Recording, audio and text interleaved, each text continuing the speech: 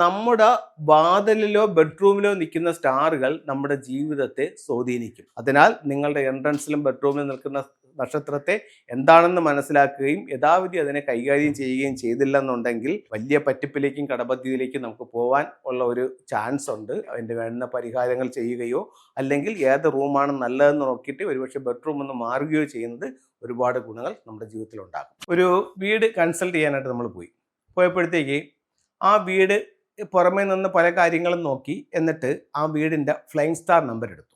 Flying star number എടുത്തപ്പോൾ അത് ഈ രീതിയിലാണ് അതിൻ്റെ ഒരു ഫ്ലൈങ് സ്റ്റാർ നമ്പർ വന്നിരിക്കുന്നത്. സൗത്ത് ഈസ്റ്റ് ആണ് ഇതിൻ്റെ ഫേസിങ്. സൗത്ത് ഈസ്റ്റിലാണ് മെയിൻ ഡോർ നിൽക്കുന്നത്. South east, south, north, west, south west, north west, north east, east. അപ്പോൾ സൗത്ത് ഈസ്റ്റിൽ നിൽക്കുന്ന സ്റ്റാർ എന്ന് പറയുന്നത് 77 എന്ന് പറഞ്ഞിട്ടൊരു സ്റ്റാറാണ് സൗത്ത് ഈസ്റ്റിൽ നിൽക്കുന്നത്. ഇത് 2000 പണി കഴിപ്പിച്ചൊരു വീടാണ്. 2000 പണി കഴിപ്പിച്ചൊരു വീടാണ്. അപ്പോൾ ആ വീടിൻ്റെ ഫ്ലൈങ് സ്റ്റാർ എടുത്തിട്ട് അവരൊന്നും പറയുന്നില്ല. അപ്പോൾ അവരുടെ അടുത്ത് ഞാൻ ചോദിച്ചു, നിങ്ങൾ ഈ വീട് പണി കഴിപ്പിച്ചിട്ട് ഒരു 2004 തുടങ്ങുന്നത് വരെ നിങ്ങൾക്ക് ഇവിടെ ശരിക്കും വെൽത്ത് ഉണ്ടായിരുന്നോ എന്ന് ചോദിച്ചു.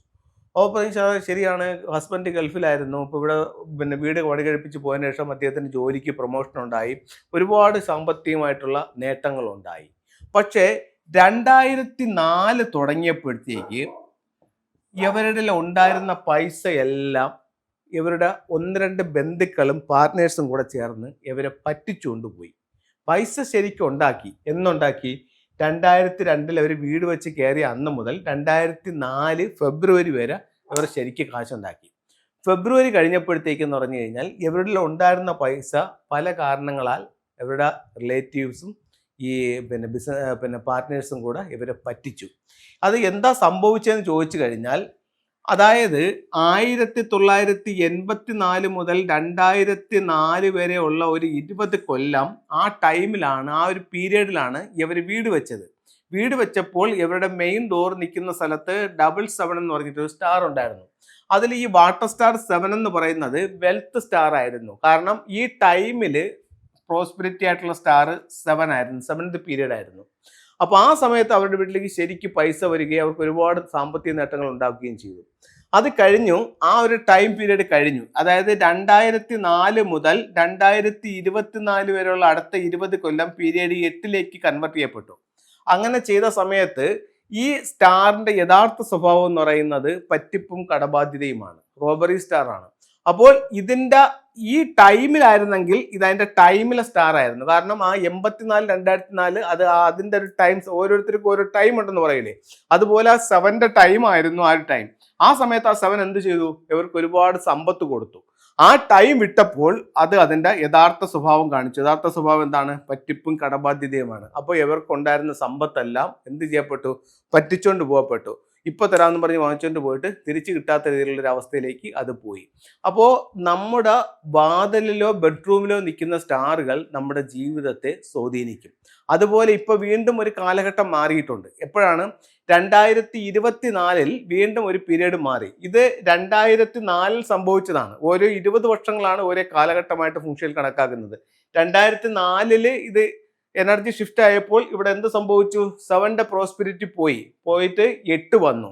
ഇപ്പൊ എന്ത് സംഭവിച്ചു? 2024 കഴിഞ്ഞു. 24 കഴിഞ്ഞപ്പോൾ 8ന്റെ പ്രോസ്പെരിറ്റിയും കടന്നു. ഇപ്പൊ ഏതായി പീരീഡ്? 2024 മുതൽ 2044 വരെ 9th പീരീഡിലായി. ഇപ്പൊ നമ്മുടെ കാലം 9th പീരീഡിലാണ്. അപ്പോൾ നമുക്ക് ഇവിടെ 8ന്റെ പ്രോസ്പെരിറ്റിയും കഴിഞ്ഞു 9ലേക്ക് പോയിട്ടുണ്ട്. അപ്പോൾ ഈ കാലഘട്ടങ്ങൾ മാറുന്ന അനുസരിച്ച് പല സ്റ്റാറുകളുടെയും സ്വഭാവങ്ങളിൽ വേരിയേഷൻസ് ഉണ്ടാവുന്നുണ്ട്.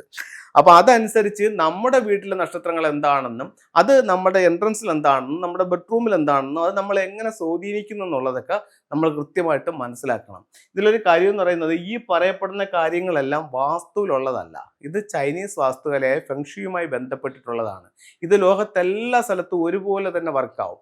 ഈ വീട് നമ്മുടെ ഭാരതത്തിലാണെങ്കിലും ശരി തന്നെ, ചൈനയിലായാലും ശരി തന്നെ, അമേരിക്കയിലായാലും UAE-യിലായാലും എവിടെ ആയാലും ഈ നക്ഷത്രങ്ങൾ അതാത് സ്ഥലങ്ങളിൽ കൃത്യമായിട്ടും അതിൻ്റെ ഒരു സ്വാധീനം ചെലുത്തും.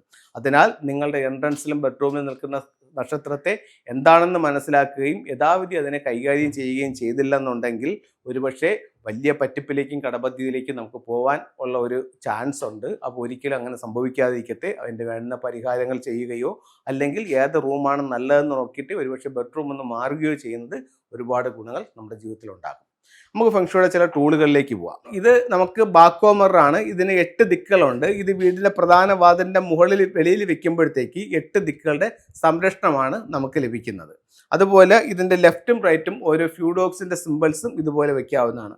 ഇതുപോലെ വേണം ഇപ്പുറത്തെ ലെഫ്റ്റ് സൈഡിലും നമുക്ക് ഇതുപോലെ വെക്കാവുന്ന. അപ്പോൾ 8 ദിക്കുകളുടെ സംരക്ഷണത്തിനായിട്ട് വീടിൻ്റെ പ്രധാന വാതിലിൻ്റെ മുകളിൽ നമുക്ക് പിന്നെ ബാക്കോ മിററും ഫ്യൂഡോഗും വെക്കാം. അതുപോലെ തന്നെ നമുക്ക് വെക്കാവുന്ന മറ്റൊരു ടൂൾ എന്ന് പറയുന്നത് ഫീനിക്സ് ബേർഡ് ആണ്. നമ്മുടെ സ്ഥാപനത്തിൻ്റെ അല്ലെങ്കിൽ വീടിൻ്റെ അല്ലെങ്കിൽ വ്യക്തിയുടെ പേരിനും പ്രസിദ്ധിക്കും വേണ്ടിയിട്ട് നമുക്ക് എന്ത് ചെയ്യാൻ പറ്റും? ഫീനിക്സ് ബേർഡിനെ വെക്കാം. അതുപോലെ നമ്മുടെ തൊഴിൽപരമായിട്ടുള്ള അഭിവൃദ്ധിക്ക് വേണ്ടിയിട്ട് നമുക്ക് വെക്കാവുന്ന മറ്റൊരു ടൂൾ എന്ന് പറയുന്നത് അരോന ഫിഷാണ്. അരോന ഫിഷ് ലിവിംഗ് റൂമിൻ്റെ നോർത്തിൽ വെക്കാം. അപ്പോൾ ഇത്തരത്തിലുള്ള ഓരോ ടൂളുകളും നമ്മുടെ ജീവിതത്തിൽ വലിയ വിജയങ്ങൾ നേടിക്കൊണ്ട് തരും. എല്ലാവർക്കും എല്ലാ സൗഭാഗ്യങ്ങളും ഉണ്ടാവട്ടെ എന്ന് പ്രാർത്ഥിച്ചുകൊണ്ട് നിർത്തുന്നു. നന്ദി, നമസ്തേ.